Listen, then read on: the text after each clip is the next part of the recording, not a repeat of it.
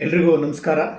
ಯೋಗೀಶ್ ಅಪ್ಪಾಜಯ್ಯ, ಮಾಜಿ ಅಧಿಕಾರಿ, ತೋಟಗಾರಿಕೆ ಇಲಾಖೆ, ಕರ್ನಾಟಕ ಸರ್ಕಾರ, ರಾಷ್ಟ್ರ ಮತ್ತು ರಾಜ್ಯ ಮಟ್ಟದ ಸಂಪನ್ಮೂಲ ವ್ಯಕ್ತಿ, ತರಬೇತುದಾರ ಮತ್ತು ಸಲಹೆಗಾರ, ಅಗ್ರ ಪ್ರೇರಕ ಭಾಷಣಕಾರ.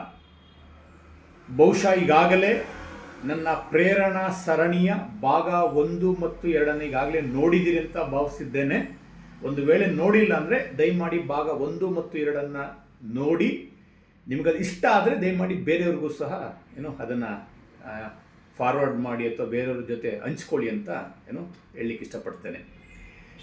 ಈಗ ಭಾಗ 3ರ ಭಾಗವಾಗಿ ಇದು ಚಿಕ್ಕ ಕಥೆಯಲ್ಲ, ಬಹುಶಃ ಯಾವುದೋ ಒಬ್ಬ ಮಹಾನ್ ವ್ಯಕ್ತಿಗಳು ಹೇಳಿರೋಂಥ ಒಂದು ವಾಕ್ಯ ಅಂತ ಅನಿಸುತ್ತೆ. ನಾನೀಗ ಬಹುತೇಕ ಹಂಚ್ಕೊಳ್ತಾರಂಥ ಎಲ್ಲ ಈ ಕಥೆಗಳಿರ್ಬೋದು ಅಥವಾ ಈ ವಾಕ್ಯಗಳಿರ್ಬೋದು, ನಾನು ರಾಜ್ಯಾದ್ಯಂತ ನಾನು ಸಹ ಒಬ್ಬ ಸಂಪನ್ಮೂಲ ವ್ಯಕ್ತಿಯಾಗಿ ಅಥವಾ ಪ್ರೇರಕ ಭಾಷಣಕಾರನಾಗಿ ಬೇರೆ ಬೇರೆ ವೇದಿಕೆಗಳಲ್ಲಿ, ಬೇರೆ ಬೇರೆ ಕಾರ್ಯಕ್ರಮಗಳಲ್ಲಿ, ಬೇರೆ ಬೇರೆ ಸಮಾರಂಭಗಳಲ್ಲಿ ನಾನು ಮಾತಾಡುವಾಗ ಇವುಗಳನ್ನೆಲ್ಲ ಪ್ರಸ್ತಾಪ ಮಾಡ್ತಾ ಇರ್ತೇನೆ.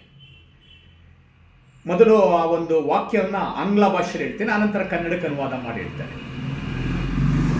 One man can take 100 horses to water.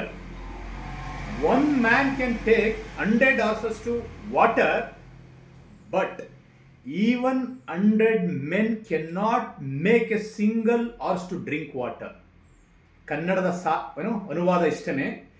ಒಬ್ಬ ವ್ಯಕ್ತಿ ಬಲವಂತವಾಗಿ 100 ಕುದುರೆಗಳನ್ನು ನೀರತ್ರ ಕರ್ಕೊಂಡು ಹೋಗ್ಬೋದು. ಒಬ್ಬ ವ್ಯಕ್ತಿ ಬಲವಂತವಾಗಿ 100 ಕುದುರೆಗಳನ್ನು ನೀರತ್ರ ಕರ್ಕೊಂಡು ಹೋಗ್ಬೋದಂತೆ.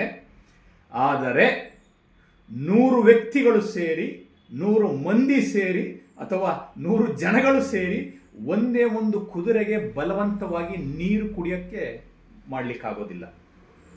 ಯಾಕೆ ಅಂದರೆ ಬಾಯಾರಿಕೆ ಕರ್ಕೊಂಡೋಗೋರಿಗಲ್ಲ, ಕುದುರೆಗಿರ್ಬೇಕಂತ. ಇದರ ಸಾರಾಂಶ ಅಥವಾ ತಾತ್ಪರ್ಯ. ಜೀವನದಲ್ಲೂ ಅಷ್ಟೇ, ಅವಕಾಶಗಳ ಕೊರತೆ ಇಲ್ಲ, ಅಗಾಧವಾದಂಥ ಅವಕಾಶಗಳಿದೆ. ಆದರೆ ಅವಕಾಶಗಳನ್ನು ಹುಡುಕಂತ ಬಾಯಾರಿಕೆ ಹಸಿವು ನಮ್ಮಲ್ಲಿರಬೇಕು, ಅಥವಾ ಅವಕಾಶಗಳು ನಮ್ಮ ಮುಂದೆ ಬಂದಾಗ ಅದನ್ನು ಬಳಸ್ಕೊಳ್ಬೇಕನ್ನೋ ಒಂದು ಹಸಿವು ಅಥವಾ ಬಾಯಾರಿಕೆ ನಮ್ಮಲ್ಲಿರಬೇಕು. ಹಾಗಾಗಿ ಜೀವನದಲ್ಲಿ ಅವಕಾಶಗಳಿಲ್ಲ ಅಂತ ನಾವು ಹೇಳೋ ಬದಲಾಗಿ, ಅಥವಾ ಬಾಯಾರಿಕೆ ಅಂತ ಹೇಳೋ ಬದಲಾಗಿ ಆ ನೀರನ್ನು ಉಡ್ಕೊಂಡೋಗುವಂಥ ಒಂದು ಪ್ರಯತ್ನವನ್ನು ಮಾಡಬೇಕು, ಅಥವಾ ಅಂಥ ಒಂದು ಅವಕಾಶ ಸಿಕ್ಕಿದಾಗ ಬಳಸ್ಕೊಂಡು ಬಿಡಬೇಕು ಅಷ್ಟೇ. ಈಗ ಕಾಡಿನಲ್ಲೆಲ್ಲ ಈ ವನ್ಯಜೀವಿಗಳಿರ್ತಾವಲ್ಲ, ಯಾವುದೇ ಸಾಮಾನ್ಯವಾಗಿ ಪ್ರತಿಯೊಂದು ಪ್ರಾಣಿಗಳು ಅಷ್ಟೇ ಅದರದ್ದೇ ಆದಂಥ ಒಂದು ಚೌಕಟ್ಟು ಇರ್ತದೆ, ಅಥವಾ ಅದರದ್ದೇ ಆದಂಥ ಒಂದು ವ್ಯಾಪ್ತಿ ಅಂತ ಇರ್ತದೆ. ಅದನ್ನು ಬಿಟ್ಟು ಹೊರಗಡೆ ಹೋಗೋದಿಲ್ಲ ಸಾಮಾನ್ಯವಾಗಿ. ಅದು ಸುರಕ್ಷತೆ ದೃಷ್ಟಿಯಿಂದ ಅದರಿಂದ ಆಚೆ ಹೋಗೋದಿಲ್ಲ. ಇದರೊಳಗಡೆ ಅವುಗಳ ದಿನನಿತ್ಯದ ಚಲನವಲನ ಅಥವಾ ಚಟುವಟಿಕೆ ಇರುವಂಥದ್ದು. ಆದರೆ ಕಾಡಿನಲ್ಲಿ ಭಾಳಷ್ಟು ಸಲ ಬರ ಬಂದಾಗ, ಅವುಗಳಿಗೆ ನೀರಿನ ಅಭಾವ ಆದಾಗ, ನೀರನ್ನು ಕುಡಿಬೇಕು ಬಾಯಾರಿಕೆ ಆದಾಗ, ಆ ಒಂದು ಗಡಿ ಅಂತ ಏನು ಹಾಕೊಂಡಿರ್ತಾವ, ಚೌಕಟ್ಟಂತ ಅದನ್ನೆಲ್ಲ ವ್ಯಾಪ್ತಿ ಬಿಟ್ಟು ಹೋಗಿ ನೀರನ್ನು ಹುಡ್ಕೊಂಡು ಹೋಗ್ತಾವಂತೆ.